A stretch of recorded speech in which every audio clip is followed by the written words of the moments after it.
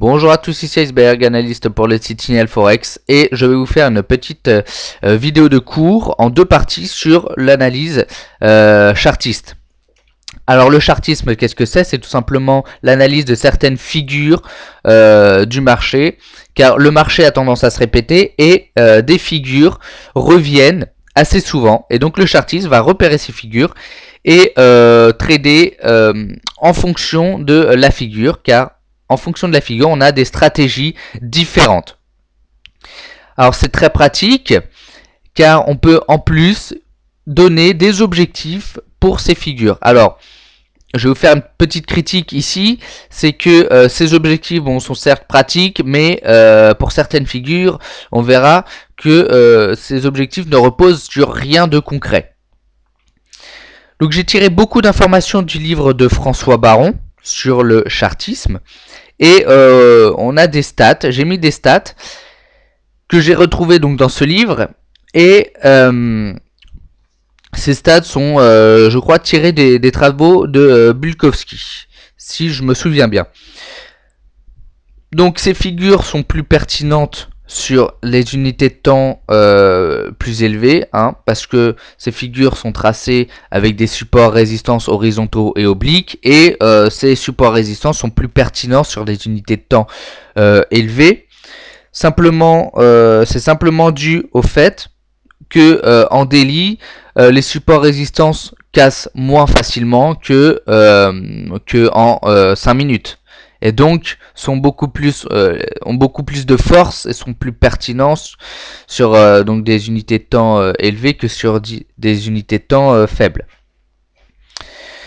Voilà, donc dans cette vidéo je vais vous décrire chaque figure avec avec les stratégies et les stats, et je vais vous donner ma méthode pour les trader, donc ces figures. Vous allez le voir.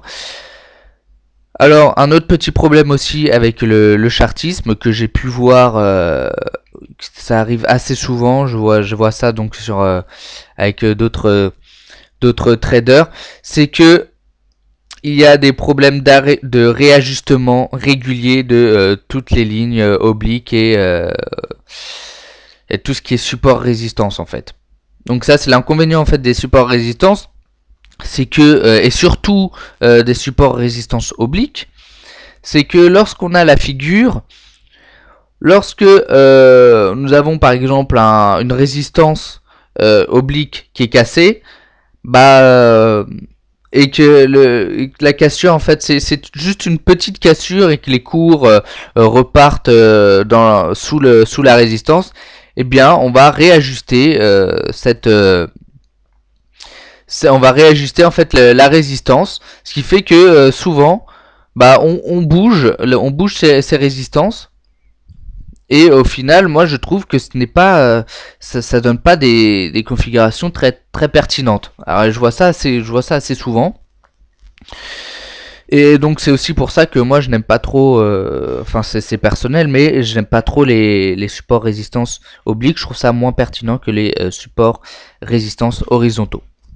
Donc voilà, c'était la petite critique. Donc on va passer à notre première figure, donc le biseau ascendant. Le biseau ascendant, c'est une tendance haussière avec des plus hauts de plus en plus hauts, des plus bas de plus en plus hauts. Cependant, on a un écart entre les plus hauts et les plus bas qui diminue. On a donc une figure d'indécision. 82% de sorties baissières, 55% de figures de retournement, et dans 63% des cas, l'objectif de la figure est atteint une fois le support cassé, 53% de pullback et 27% de fausse cassure. Donc ça, ce sont les stats. Il faut se méfier de ces statistiques parce que elles ont été faites avec une certaine condition de marché qui peuvent ne plus être les mêmes aujourd'hui. Donc les stats sont vraies à un instant T, mais peuvent ne plus être vraies au moment où je vous parle.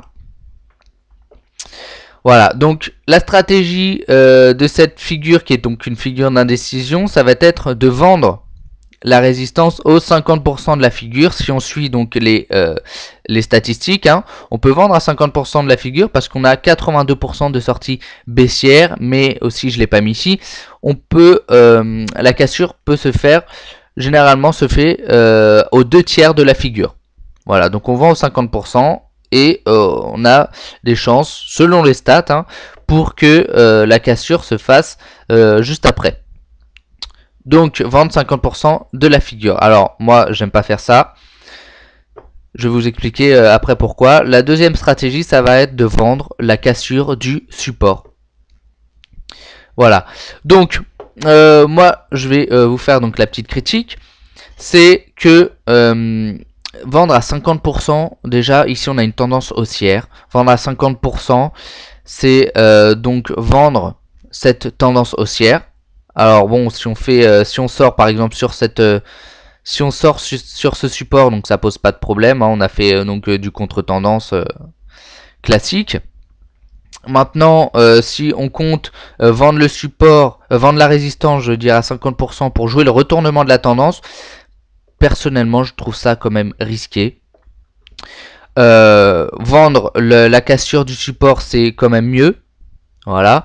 Même si ici on vend la cassure du support, mais on n'a pas validé encore l'inversion de la tendance, hein. On est toujours en tendance haussière. Donc le mieux en fait c'est d'avoir un pullback et de vendre la cassure ici du dernier plus bas si on a le pullback. Voilà, ce qui donc déjà le pullback montre qu'on a un plus haut plus bas, donc invalidation de la tendance haussière, et on casse le dernier plus bas, donc on rentre dans une tendance baissière. Si on n'a pas de pullback, et bah moi je préfère rentrer à la vente ici à la cassure de ce dernier plus bas, car on invalide la tendance haussière et on entre dans une tendance baissière. Voilà. Bien sûr l'inconvénient c'est qu'on rentre plus tard, mais ça évite par exemple que les cours se fassent stopper ici et repartent dans l'autre sens. Donc après c'est une affaire de compromis, hein. Le trading c'est si on veut une entrée plus sûre, bah là on rentre peut-être plus tard, mais on a une entrée plus sûre, on fait moins de gains. Maintenant si on préfère rentrer par exemple ici, bien sûr si on arrive à atteindre l'objectif c'est jackpot, mais c'est quand même plus risqué.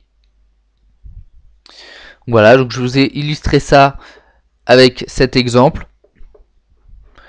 Donc on a ici nos deux obliques, les plus hauts de plus en plus haut, les plus bas de plus en plus haut. Cassure de ce support ici.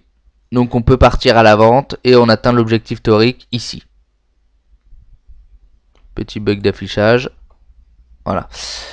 Alors, moi, donc ma stratégie serait plutôt de vendre la cassure de ce niveau-là. C'est-à-dire de vendre plutôt ici en fait. Voilà, vendre sur cette bougie là. Regardez, on a hésité quand même vers ce niveau, on a quand même hésité avant de vraiment se décider à partir à la baisse. Donc le biseau descendant c'est la même chose que le biseau ascendant, mais bien sûr ici les stratégies seront à l'achat. Donc l'objectif théorique hein, ici c'est ce niveau là. Bon là ça correspond donc au dernier plus haut, ça correspond donc à une résistance ici ou à un support pour le biseau ascendant. Donc 92% de sortie haussière pour le biseau descendant, 92% de sortie haussière, 88% des cas l'objectif de la figure est atteint une fois la résistance cassée, 50% de pullback, 27% de fausses cassures apparaissent sorties aux 2/3 de la figure. Les stratégies sont les mêmes que pour la figure précédente. Acheter le support à 50% de la figure, pardon. Acheter la cassure de la résistance, objectif théorique, le plus haut de la figure. Voilà. Donc on achète soit ici ou ici, ou les deux, hein, c'est comme vous voulez. Moi j'aime pas acheter ici, toujours pas, hein, ça n'a pas changé depuis la figure précédente. Ici c'est un peu mieux, mais je préfère attendre la cassure de ce niveau là ou attendre le pullback pour entrer à la cassure du dernier plus haut, pardon, pour acheter la cassure du dernier plus haut. Donc voilà, donc on vend ici, ici, ou alors moi je préfère vendre cassure de ce niveau là pour atteindre l'objectif ici l'objectif théorique est le dernier plus haut. Donc voilà, alors là on voit ici, si on achète ici, bon là c'est facile de voir, mais quand on n'a pas le reste du graphique, quand on est ici, on sait pas trop ce qu'on doit faire, hein. Donc c'est pour ça aussi que j'aime pas vraiment acheter ces 50% de la figure. On peut par contre acheter ici, voilà, la cassure de la résistance et atteindre l'objectif théorique qui a déjà servi en plus de support ici. Et qui sert donc de résistance ici et qui resserre de résistance ici. Donc un objectif assez pertinent. Sinon, moi, j'aurais plutôt acheté ici, sur cette bougie-là. Voilà. Donc là, entrée en tendance haussière avec la cassure de ce plus haut ici. Donc c'est un graphique tiré donc de l'entreprise Legrand en H1. Le biseau d'élargissement ascendant. Alors, le biseau d'élargissement ascendant, ce sont des plus hauts de plus en plus haut, des plus bas de plus en plus haut. Donc on a une tendance haussière. Et on a un écart de plus en plus grand entre les plus hauts et les plus bas. Voilà. 80% des cas, il y a une sortie baissière. Dans 75% des cas, le biseau ascendant est une figure de retournement. Dans 60% des cas, l'objectif de la figure est atteint une fois le support cassé. Dans 21% des cas, le pullback intervient. Voilà. Et 50% de rotation partielle. Alors, les rotations partielles, c'est lorsque ici, on arrive sur le support, hop, les cours remontent et se retournent avant d'atteindre la résistance. C'est ça ce qu'on appelle la rotation partielle. La stratégie sera de prendre une position short à la cassure du support. Donc position short à la cassure du support, donc ici. Ou alors, moi, toujours la même stratégie, cassure du dernier plus bas pour le retournement de la tendance. Voilà, pour la validation du retournement de la tendance. En fait, l'avantage de ma méthode, c'est qu'on n'a pas besoin de connaître les figures. Par exemple, ici, on voit juste une tendance haussière. Bam, on voit que le dernier plus bas est cassé. Hop, on rentre dans une tendance baissière. Voilà, on n'a pas besoin de se dire, tiens, on a le biseau d'élargissement ascendant, on a le support, cassure, voilà, etc. Voilà, ça c'est vraiment l'avantage. Et c'est quand même, c'est plus sûr, je trouve, de rentrer sur la cassure de ce niveau-là plutôt que de rentrer ici. Voilà, donc je vous illustre ça sur un graphique avec l'AUD NZD en H1 ici. Donc on a la cassure du support, hop, on fait un pullback et on atteint l'objectif. Alors l'objectif, on a plusieurs types d'objectifs, hein, c'est assez compliqué sur cette figure. Moi je prends l'écart entre le plus haut et le support, je le reporte à la cassure. Et ça me donne l'objectif qui, regardez, ici a servi quand même de support. Voilà. Alors, maintenant, on va passer au biseau d'élargissement descendant. C'est la même chose que la figure précédente, hein. 80% de sortie haussière. Dans 2/3 des cas, c'est une figure de continuation. Dans 80% des cas, l'objectif de la figure est atteint une fois la résistance cassée. 40% de pullback, possibilité donc de rotation partielle. La stratégie, c'est de prendre position longue à la cassure de la résistance. Ici, on achète et on atteint l'objectif. Alors l'objectif, c'est l'écart entre le plus haut de la figure et le plus bas de la figure. Donc ça peut devenir assez important comme objectif. Moi, toujours, j'achète ici la cassure de ce niveau-là pour valider la tendance haussière. Je vous ai représenté ça ici. Alors, on n'a pas vraiment des figures parfaites, hein. Ça, c'est assez rare qu'on ait vraiment le cas parfait. Il faut savoir s'adapter. Donc, ici, on achète sur cette bougie-là. Alors là, ce qui est bien, c'est que ça respecte à la fois ma stratégie et la stratégie de la figure. C'est-à-dire qu'une seule bougie vient casser le support, la résistance oblique, pardon, et le dernier plus haut. Donc là, en plus, donc c'est vraiment une figure, une bougie très imposante qui donne clairement un message haussier. Et donc les cours sont partis atteindre l'objectif théorique ici, et les cours sont venus hésiter autour de cet objectif avant de repartir à la baisse. Donc c'est graphique AUD USD en 1 heure. Maintenant, le triangle ascendant. Le triangle ascendant, donc ce sont des plus hauts qui sont au même niveau et des plus bas qui sont de plus en plus hauts. Là, c'est une figure d'indécision. Figure d'indécision. Donc il y a une compression en fait des cours. Alors 62% de sortie haussière, 75% de figure de continuation. Dans 75% des cas, l'objectif est atteint une fois la résistance cassée, 60% de throwback et 50% de pullback. Dans 25% des cas, il y a une fausse cassure et sortie aux 2 tiers de la figure. Alors plusieurs types de stratégies. On peut prendre une position long à la cassure de la résistance. Ici, voilà. Alors ça respecte aussi ma stratégie, c'est-à-dire qu'ici on a une indécision. Hop, on vient casser la résistance et en même temps on casse le dernier plus haut. Ça veut dire que les cours s'orientent vraiment dans une tendance haussière ici. Donc là c'est vraiment un bon cas. Prendre position short à la cassure du support. Donc si les cours partent à la baisse et cassent le support, on peut partir à la vente, donc à la cassure du support, ou alors moi à la cassure du dernier plus bas pour vraiment montrer une orientation à la baisse. Et on peut prendre une position longue vers 50% de la figure au contact du support oblique.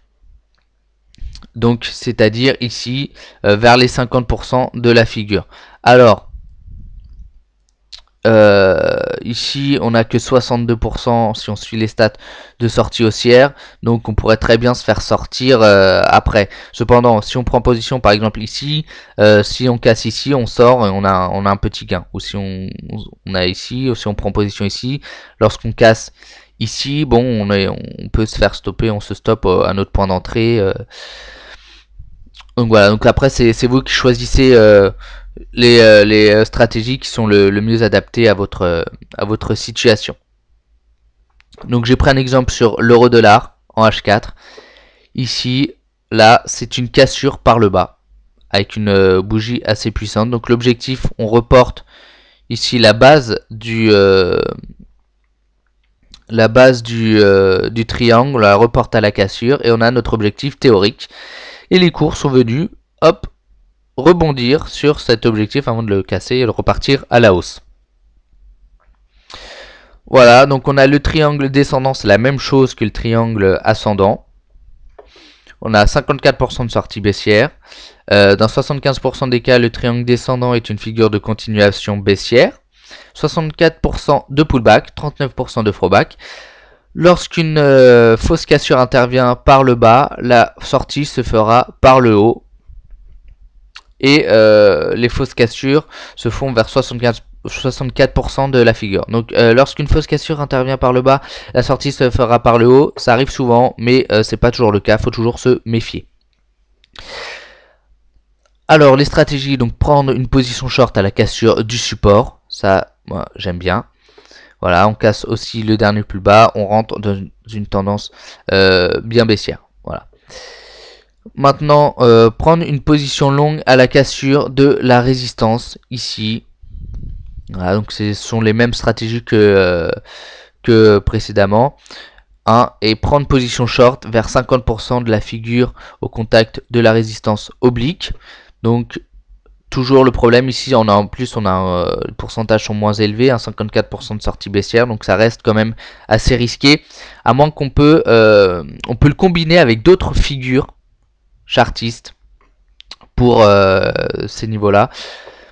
Alors je vais vous le montrer ici. Alors déjà l'exemple sur ce triangle descendant, on a ici, alors il est important dans ce genre de figure de considérer vraiment les allers-retours entre support et résistance pour vraiment avoir une belle figure. Ici on a vraiment une belle figure, on est sur l'euro-dollar en daily. Cassure du support, donc là on part à la vente et c'est vraiment un très très beau trade. Voilà. Beaucoup l'ont pris celui-là sur Signal Forex, hein, on avait donné un signal je crois. Beaucoup l'ont pris et c'était vraiment bien. On reporte la base du triangle pour avoir l'objectif théorique et il a été atteint. Voilà. Alors ici quelque chose d'intéressant, cette figure là, biseau ascendant, c'est de la toute première figure que je vous ai montrée. Ah. Et ici, hop là, on peut la combiner avec ce triangle là qu'on vient de voir ici. Il est tracé ici. Voilà. On a en fait le rebond sur le support. Et au moment où on touche la résistance, en fait, ça forme ce biseau ascendant. Et donc la stratégie, la même que je vous ai montré tout à l'heure, hein, c'est vendre soit la cassure ici, soit la cassure ici. Et là, franchement, on est parti ici. On a l'objectif théorique qui est au niveau du support. Voilà. Et après, on a la suite. Donc là, c'est en fait c'est combinaison de plusieurs stratégies. Hein. C'est à la fois prendre position à 50% du triangle, mais en plus on confirme en fait avec la cassure d'un biseau par le bas. Donc c'est pas prendre position directement ici, hein, bien sûr, c'est prendre position à 50%, mais en attendant vraiment confirmation de la baisse par la cassure du biseau. Et franchement, ce genre de configuration, c'est vraiment très intéressant à exploiter. Maintenant, le triangle symétrique de creux. Alors les triangles symétriques, c'est ce qui vont conclure donc la première partie de ma vidéo. Et donc je ferai le reste des figures donc, dans la deuxième partie. Donc triangle symétrique de creux, 57% de sortie baissière, 57% des cas l'objectif de la figure est atteint en cas de sortie par le bas, 60% de pullback, 40% de throwback, 16% de fausse cassure et avant les 3/4 de la figure et indique une sortie opposée très probable, sortie à 75-80% de la figure. Donc triangle symétrique de creux, ce sont vraiment des triangles, des figures d'indécision parfaites, parce qu'on a des plus hauts de plus en plus bas, des plus bas de plus en plus hauts. On a vraiment une grosse indécision sur ce genre de figure. Donc on va avoir plusieurs stratégies. Prendre position short à la cassure du support, ici comme ici. Alors moi je préfère toujours vendre la cassure du dernier plus bas. Donc ici, bon, sur ce dessin ça y correspond. Prendre une position longue à la cassure de la résistance. Donc ici. Hein, là en fait on sait pas vraiment où vont partir les cours. Hein. On prend position à la cassure parce qu'on est vraiment dans une figure d'indécision importante. Où on peut trader les allers-retours dans les triangles et vers le dernier tiers du triangle, vendre la résistance. Donc vendre la résistance, comme je dis, on ne sait pas vraiment où vont partir les cours, donc c'est risqué. Donc on peut toujours trader, vendre les allers-retours et s'arrêter avant les 75-80% de la figure, où il y a une possible sortie donc de ce triangle. Voilà, donc on a la même chose pour les triangles symétriques de sommet. 63% de sortie haussière, 60% de throwback, et dans 16% des cas il y a des fausses cassures. 70% des cassures haussières constatées interviennent lorsque le cours se situe dans le tiers supérieur de son range annuel et 2/3 des figures de continuation haussière. Donc les mêmes stratégies, toujours la même figure d'indécision, hein, des plus hauts de plus en plus bas et des plus bas de plus en plus haut. Position short à la cassure du support, position longue à la cassure de la résistance et ou trader les allers-retours. Voilà, moi j'attends toujours la cassure du dernier plus haut pour vraiment valider donc l'entrée en tendance. Voilà, je vous ai représenté ça ici sur le graphique USD Yen en H4. On a notre triangle symétrique avec une résistance baissière et un support haussier. Et là, regardez, c'est en fait cassure donc du support. On peut partir à la vente et atteindre l'objectif théorique qui est on reporte la base de ce triangle à la cassure. Voilà. Donc voilà, c'est la fin de la première partie de cette vidéo de cours sur l'analyse chartiste. J'espère que cette partie vous aura plu et je vous donne rendez-vous pour la seconde partie.